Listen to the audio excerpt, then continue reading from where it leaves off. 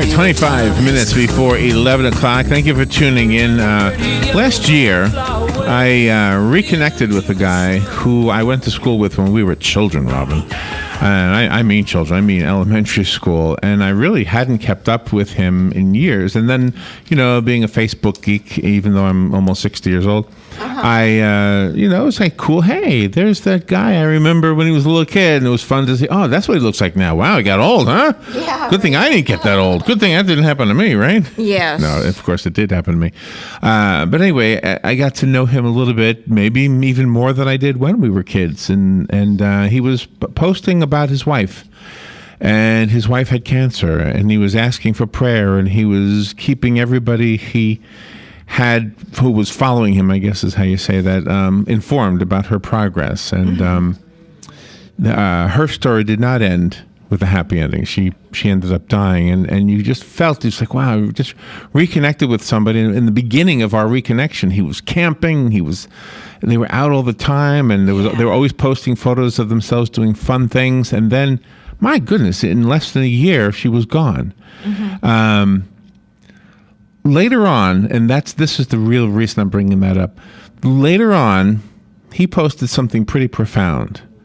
And he addressed me indirectly, but directly addressed everybody like me who had been there to support him through those little text messages.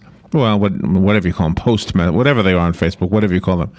He kind of attributed to us some kind of therapy that we provided to him simply by little comments, little words of encouragement, little, I don't know what I can do other than pray, and I am praying for you, that kind of thing. And it made a difference for him, he said. Now, we have a guest right now who did something similar, but his was with his wife. Rob Huthnance is on the phone, and in my notes it says here he is a humorist.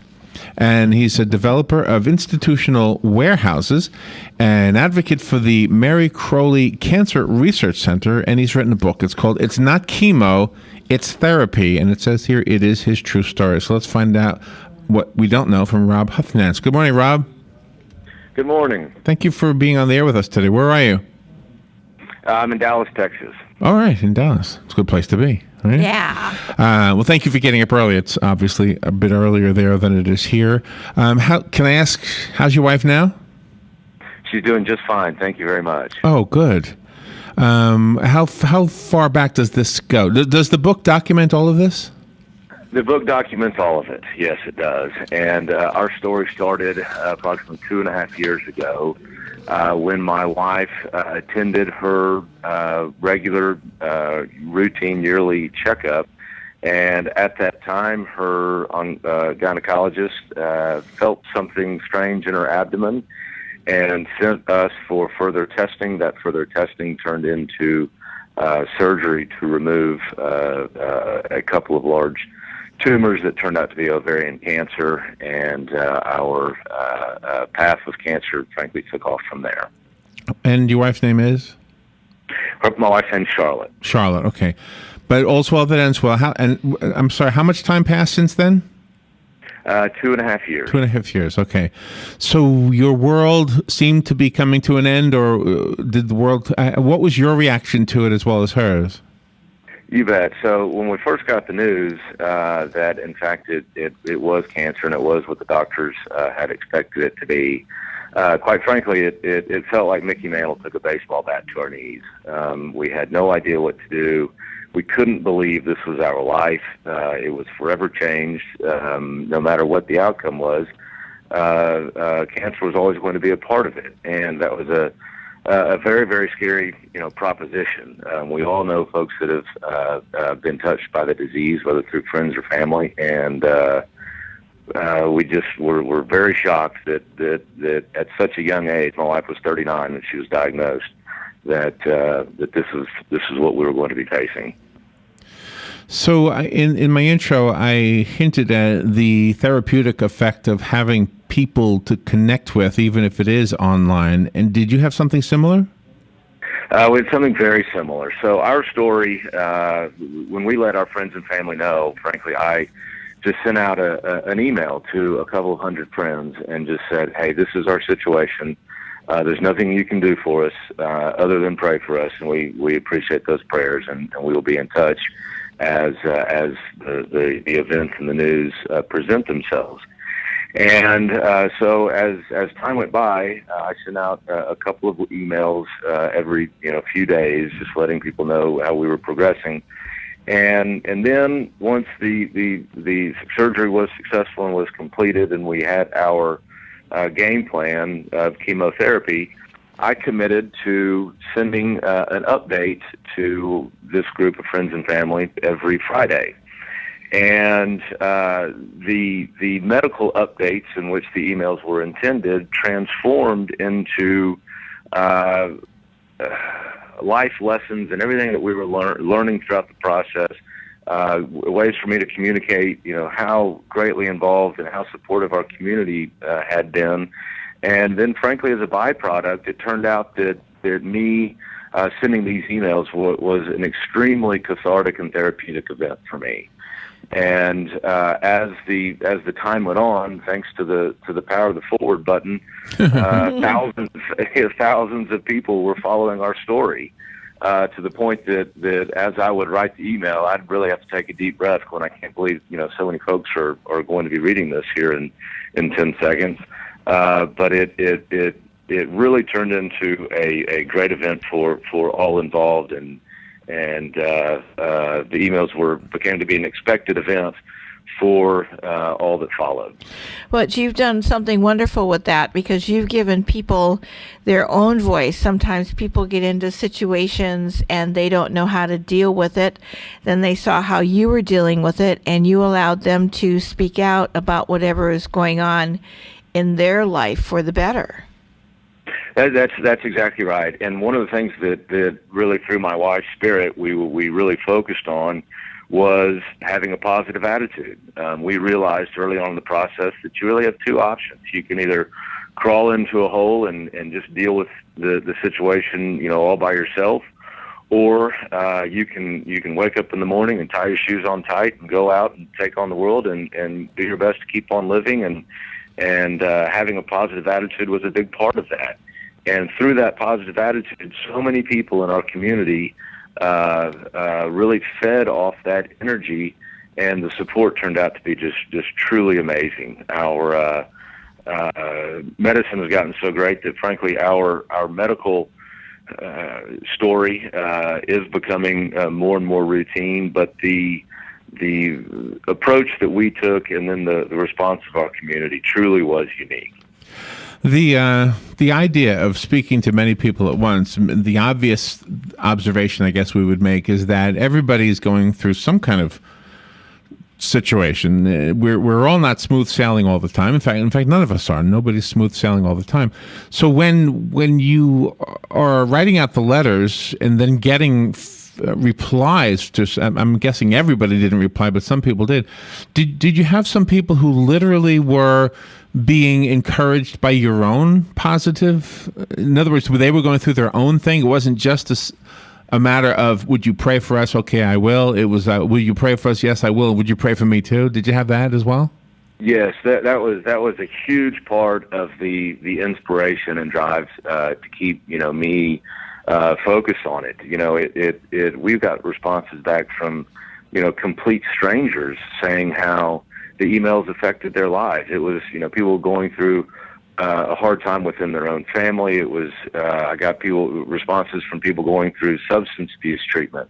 The obvious one, since cancer was our story, people going through a battle with cancer, that was a natural. But it was amazing how many people out there going through a trial that we never considered our story could affect them. It did, and they responded back saying, thank you very much for talking about this subject matter and showing us the power of positive attitude. And this also instilled in your wife in particular that life is worth living, because sometimes people feel that they're going through their life every day doing what they do, and then all of a sudden they feel like they're not appreciated. But then with the influx of people rooting for your wife, telling her that she can do this, and knowing that even complete strangers come together, her outlook on life must have had an effect also. No question. The community was so great to us that they didn't allow us to crawl into that hole that I mentioned. They were constantly being so supportive of us and doing little things that we never thought that friends would do for you. Even complete strangers from time to time would do for you, and all those items of help enabled her to focus 100% of her efforts on healing and not the day-to-day tasks. For instance, her friends put together what they called Team 18. She had 18 chemotherapy treatments, and so 18 ladies in the community got together, formed Team 18, and then each one of them took on a week of her chemotherapy treatments and did all of the little things that she needed done, whether that was pick up the dry cleaning, pick up something from the pharmacy, pick up a bottle of Tide, help out, with kids' carpool. Such little things that they were doing anyway, and took no truly extra effort for these ladies to do, and yet it made all the difference in the world for us. The book is called "It's Not Chemo, It's Therapy." It is a true story, and I went to your Amazon listing, and you have something pretty amazing. You have 19 reviews. Every single one of them is a 5-star review. When you read them, obviously you've touched these people.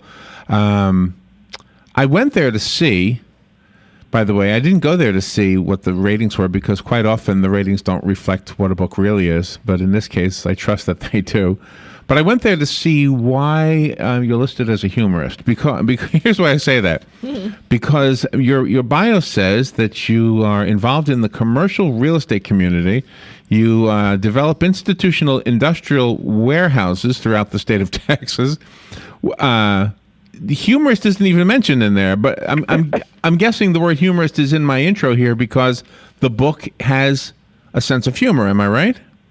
Yes, there's a big part of that, and frankly, it was one of those things that as part of the therapy that you mentioned, I just told stories, frankly, as my brain works, and it just so happened that people found some humor in the view that I had on life, and the view that we were able to witness through this, and that came across as funny, and some people have gotten a pretty good chuckle from time to time as they read the book.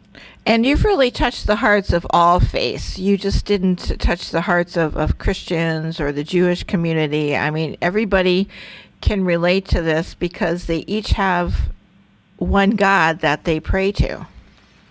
That's interesting that you brought that up, because I consciously thought about that. I mean, we are big believers, and it's certainly our faith is a big part of our life. But I didn't feel that our story that it was necessary for us to preach to anyone. It was here's our story, here's how we did it, and certainly faith is a big part of that, and I think that shows through the story. But it is not something that we're trying to cram down anyone's throats, so to speak.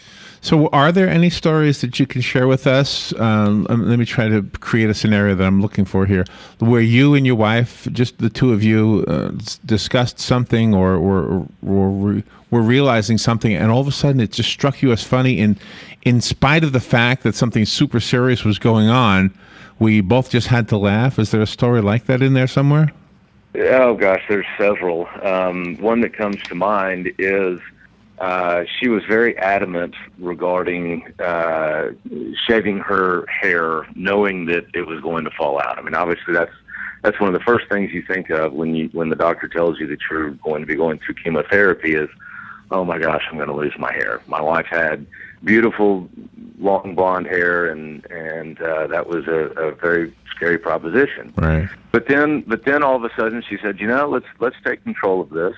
She went to her hairstylist and got a very cute short haircut, and a couple of weeks into chemotherapy, they tell you that between days 16 and 20 you're going to start losing your hair.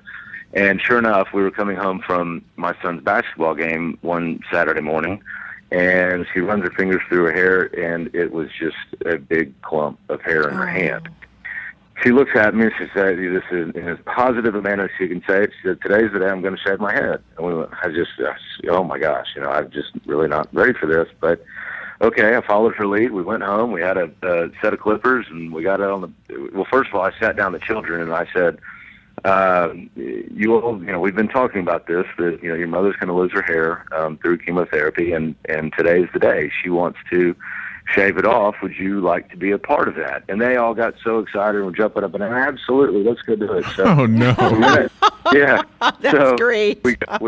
So we go out on the back porch, and at the time we're getting all set up, we have a couple of friends just happened to stop by. And so when they stopped by, we took that opportunity to have a little celebration. So we went to the refrigerator and popped a bottle of champagne, and we all did a big champagne toast and cheers, and got the clippers out and shaved her head till she looked like a true Marine, and we just laughed and laughed and laughed, and it took all of the edge off of it, and really made for a memory that I'll never forget and frankly wouldn't trade. Wow. I hope, Rob, that for you and for Charlotte and for your family, that this book sits on your bookshelf, and 30 years from now, when everybody's still around, you look at that book and you say, wow, we really went through some hard time. We really got through something pretty bad, but we got through it together. I think your book is doing that already for some other people. I mean, just from reading the reviews, the reviews are not like most other book reviews, by the way. I mean, can I read one? This is an amazing book. Somebody who calls himself, or she or he calls himself or herself, cancer winner. That's the name that this person gives it himself or herself. This is an amazing book for anyone in a difficult situation. It's not just about cancer. It is a guidebook / handbook for the person with the difficulty, the caregiver, and the supporting community. Wow. Here's another one. It's encouraging. I can't think of a better way to encourage anyone going through a major life event. Thank you, Rob Huthnance. Am I saying your name right, Rob? Yes, Huthnance, correct. So I really think you've got something pretty good on here. 19 all 5-star reviews. Wow. That's amazing. One thing also that you did with your writings, you were so busy keeping your wife and your family up and positive that you must have kept yourself from getting depressed. I mean, you must have felt that need to be depressed, but you probably overcame it. There certainly were dark moments. I mean, we can't hide that. That is the God's honest truth. However, my wife worked so hard at having a positive attitude that all of us around her had to follow her lead, and so focusing on a daily basis on a positive attitude was a huge part of our lives, and thank goodness it has continued on as she is now cancer free. But the therapy aspect in which you started this conversation is real, and that was a big motivating factor for me, and the freedom that I felt from sitting at my computer and typing out these updates and explaining, where we were medically, one, and two, how our view of the world had changed, had progressed, was extremely liberating and inspiring. And then you couple that with the feedback that we got randomly from it was always somebody different each week, randomly from friends, and then also from strangers, and then follow that up with the encouragement to incorporate the emails into a book, and the book itself goes way deeper than the emails did into this is what was really happening behind the scenes, and these were what we were really feeling on a minutely basis, and this is great things that the community did for us from not only for meals, but to, sending folks over to wash the car and dropping off, silly People magazines and at the front door, just anything that made us feel, that oh my gosh, somebody thought about us, or all the gifts of self that people made. People, whether it was one of her friends came over and helped clean out of her closet. We have a handyman that's been doing work for us for years, and he stopped by and gave us a day of his time and just fixed little things around his house. There were so many items that were truly gifts of self that didn't necessarily cost the giver any money, but were so appreciated by us on being on the receiving end. No, that's wonderful. It was a very humbling event. So tell me a little bit about yourself, Rob. Are you the type of guy that you could have imagined getting on the phone and talking to strangers who have a radio show and therefore talking to more than just the two of us, but the entire audience every time you do one of these things? Were you that guy? I mean, or is this something totally, are you a fish out of water right now? And was writing the book unusual for you? It was very interesting. I mean, I like you mentioned, I develop industrial warehouses, and that's as far from this type of platform as you could possibly imagine. However, just frankly, through God's grace, I have thoroughly enjoyed every step of the process. I enjoyed the writing aspect of it. I have enjoyed the learning curve on the business aspect of getting a book published. I enjoy, speaking to groups of people. Heretofore, it's only been about, frankly, industrial or industry events. But I've had the opportunity now to talk about the book a little bit, and I've enjoyed every minute of it, and the feelings that I'm getting given back to me truly are inspiring and make you want to keep out and helping those in need get through a hard time. And you have successfully depicted that life is more than money. Oh, no question. I mean, absolutely no question. It has been such a great. I talk about this in the book, that our lives, as odd as it sounds, are so much better now that cancer entered our world. We had no idea that it was going to take us there, and it truly has. Our relationship is closer, our faith is closer, our outlook on life is better. We try harder on every little thing that we do. We celebrate small victories every time that we recognize one, and we are frankly just better people because of the experience that we encountered. You obviously believe in God. I want to share a thought with you, and it applies to what you've done. Right now, somewhere in the world, there's a potato growing. And one day, I'm going to eat a French fry made from that potato. And all the people along the way, the guy who planted it, the guy who harvests it, the guy who carries it in a truck, the guy who, breaks it down into the little strips that becomes then sent to McDonald's, that then gets fried, that gets sold to me, that then I eat. Mm-hmm. Everywhere, everybody along the way that one potato is growing somewhere in the world just for me. How about that? Somewhere in the world, right? Yeah. And the same thing is with this book. I think when you got that urge to write this as a book, you didn't realize that somewhere down the line, there was going to be somebody who you wrote it for, and more than one somebody in your case. Whereas my potato is coming straight to me. Your words are literally, seeds that were planted in the beginning, and now, because somebody's hearing about them right here on this show, that's going to be the end person who benefits from what you have shared. So I think that's God. Yes. That's got to be God at work. It doesn't happen any other way. No question. And I got a good friend of mine bought the book and sent it to two friends of his that live out of state. Unfortunately, his friend's wife was diagnosed with cancer, and so he sent it to his friend saying, "Hey, look, this is a friend of mine that wrote this book, and I think you'll enjoy their story and enjoy reading it." He replied back to an email a couple of days later after getting the book and said, "I read the book in one sitting. I'm so inspired. I'm so excited to view the world in a different light. Wow. I'm so excited to start calling chemotherapy therapy and not chemo. Yeah. And because the drugs really are there to help. They're not there to poison you. They're there to help. Rob, that's the whole deal there. Thank you so much for being on the air. We're out of time. I didn't mean to cut you short right there. Go to the website. It's notchemo.com. That's where you can get the book. And it's on Amazon as well. I already found it there. Thank you so much, Rob. Absolutely. Thank you very much. All right. Sorry. Fox News Radio, I'm Pat O'Neill. A former Ku Klux Klan leader being held in the shooting deaths of 3 people at 2 Jewish venues near Kansas City. President Obama noting that some synagogues have added security as Passover begins. Nobody should have to worry about their security when gathering with their fellow believers. The president at the annual White House Easter prayer breakfast.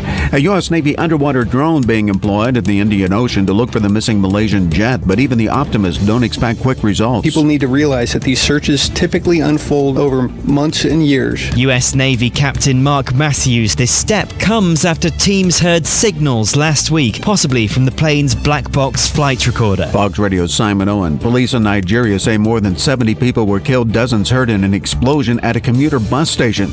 No one has claimed responsibility for the attack. Fox News, we report, you decide.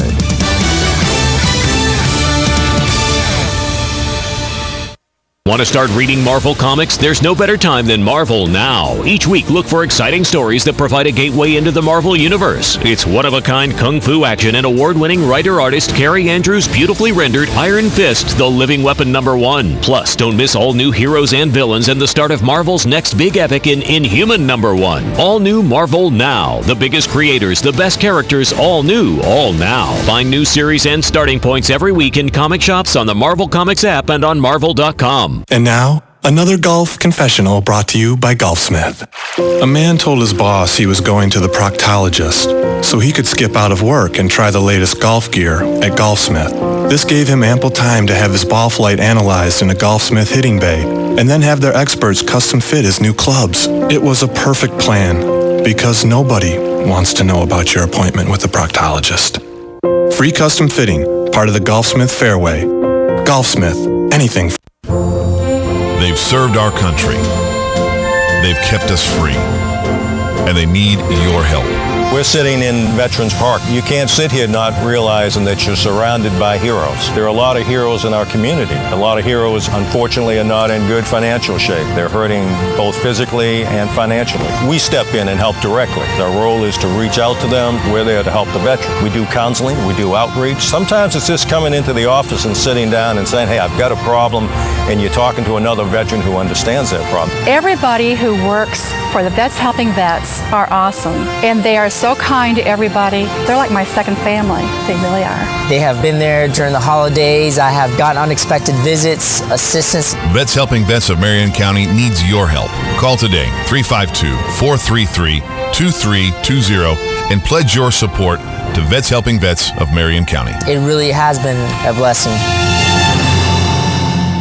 What you may have missed on the John Tesh Radio Show. Aspirin. It could literally be the difference between life and death if you suffer a heart attack. It's because aspirin is a blood thinner and can potentially stop a heart attack in its tracks if you take it in time. Since most people text, call, or use IM to initiate a relationship, well, now they feel comfortable ending it the same way. Listening to music with lyrics hurts your ability to focus. That's because your brain can't focus on your work and a catchy lyric at the same time. Intelligence for your life on the John Tesh Radio Show. Don't miss this stuff.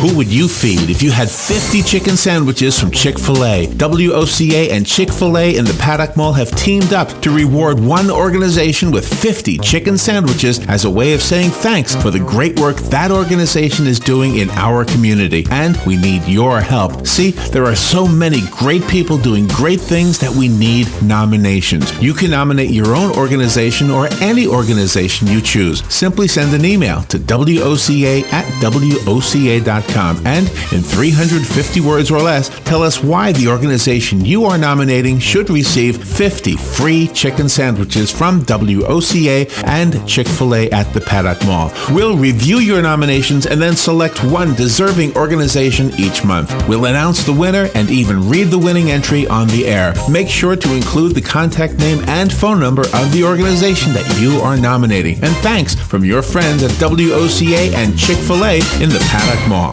It's time to get those DIY projects started, and right now at the DIY Home Center outlet in Ocala, you get laminate flooring starting at just 99 cents a square foot, and that includes the pad. We've got hundreds of rolls of carpet and vinyl at discount closeout prices. Kitchen need an update? 3 lines of all-wood cabinets in stock to save you up to 50% on all-wood custom kitchens, and the largest selection of mobile home parts in Ocala. We are your building material closeout store. 2191 Northwest 10th Street, just 2 miles east of I-75.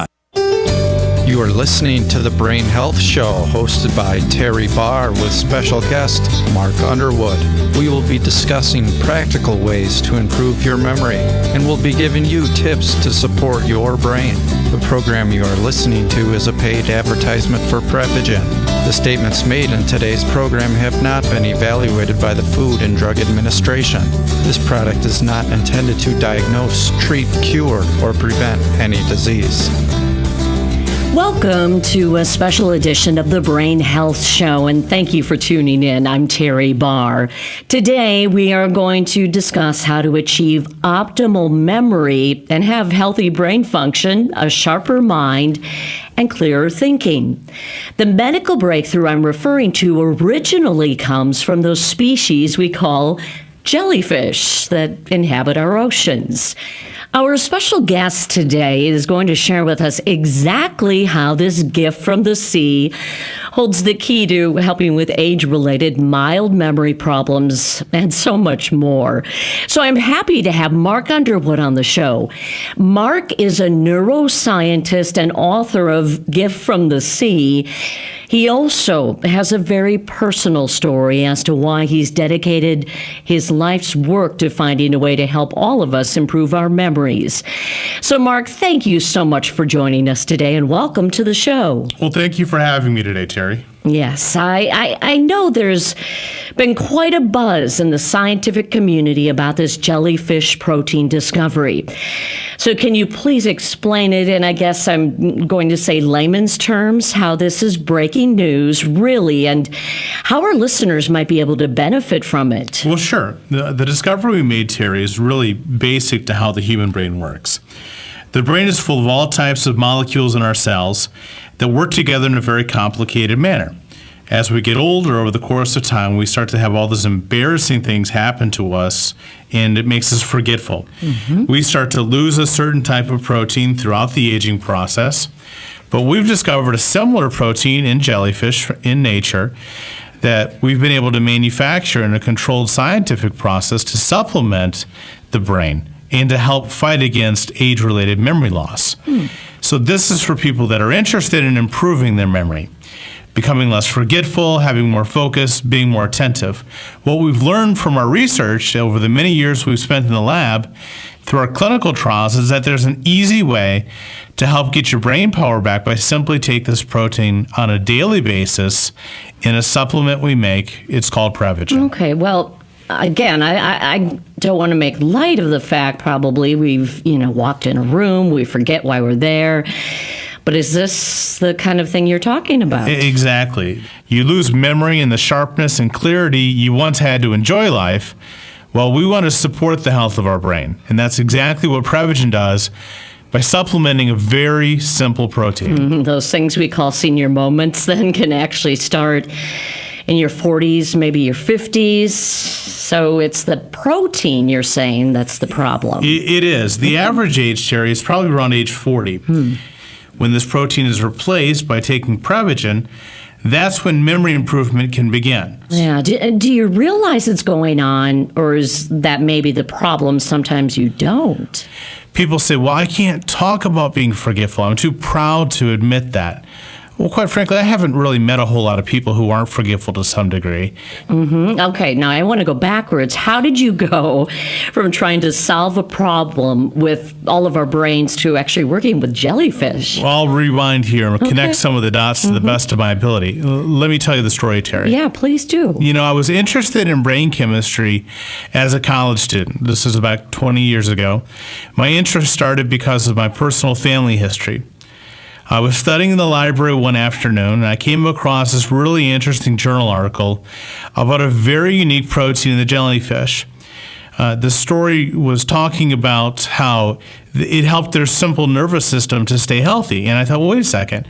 Our nervous system's a lot like theirs. It might have the potential for our brains to improve because of its unique characteristics and qualities. So many researchers already knew that these type of proteins depleted in the aging process, and that can lead to memory issues. So I took the research from the jellyfish researchers and sort of lined it up with the research from the memory researchers and pulled them together and said, well, why don't we try this? We've completed university studies and laboratory studies. We've done safety studies and clinical trials. It's taken many years for Prevagen to be developed. And over the course of these many years, it was always one step at a time, demonstrating the next quality and the next application of the things we learned from the jellyfish protein to show that they were beneficial for people like you and I. Sure. We scientifically applied what we learned over those years and really tried to find them practical applications for people. And very practically, Prevagen helps with the real-world issues we face with age-related memory loss, in a solution that was originally discovered by simply observing nature. Now, you started working on this in the middle of the 90s, but you've also mentioned the original discovery happened back in the 1960s, and I've read about the Nobel Prize-winning research in 2008. That's right. So I'm going to ask you to maybe try to connect some more of those dots for us. How does it work? Well, the researchers 50 years ago found this glow-in-the-dark jellyfish. That was back in 1962. And this particular protein was part of that luminescence package. It's what made the jellyfish glow in the dark. The researchers dedicated the next 50 years almost of study into figuring out how to make other things glow in the dark and working with this protein and many different science experiments and applications. And in 2008, they won the Nobel Prize for Chemistry for discovering this particular jellyfish protein and all of its applications. Now, our particular idea was to use this protein to help support our brain health. So using a scientific manufacturing process, we now have the same protein that has 50 years of research behind it, but it's now made in a very quality-controlled scientific process. The supplement that we have developed and now have in the marketplace is called Prevagen. The science part is fascinating. I've always said you can't argue with science, so that's a tough one. Well, what's great is we've been able to establish Prevagen because of the research and development that we've completed. We've performed clinical trials in humans. We've performed university studies at the University of Wisconsin at Milwaukee. And certainly from the many people that have taken Prevagen over the years, we've gotten thousands of testimonials of just how exactly important Prevagen is. So someone that might start taking Prevagen, maybe they're experiencing a couple of the things we've been talking about. They can't remember why they're in a room, where their keys are, where the car is. How would this actually work for them? Well, this helps to support their memory and brain to provide all those connections so they don't lose their checkbook or their car keys or their cell phone. When they go to class, they're able to think and remember what the instructor's teaching them, and they're able to perform well when tested or put to the test. For me, for my family, it's making sure we pick up the kids from soccer at the right time at the right park. Prevagen helps to support the brain so that you're focused on what's going on in life and not as absent-minded. Yeah, well, how about the feedback? You've been around now for a while. What are people telling you? Prevagen's making a big impact for people that need to improve their memory, whether related to their attention span or just remembering items on a grocery list. You know, the problem I used to have, Terry, this is before Prevagen, is at the end of the day at work,